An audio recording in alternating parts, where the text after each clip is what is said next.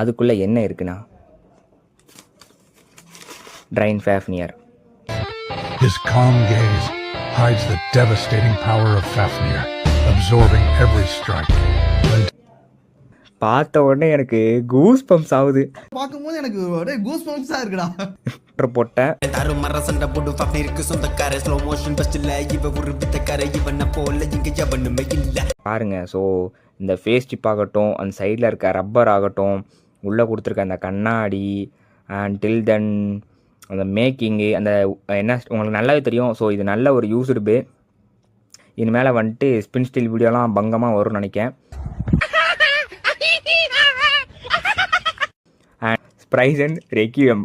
ஐயோ இங்க படுத்துற நிமிஷம் நாள தாங்க முடியலையே. தலை வலிக்குதுடா, தலை வலிக்குதே. நெத்தியடி சோழியடி. அடி அடி வசமான அடி.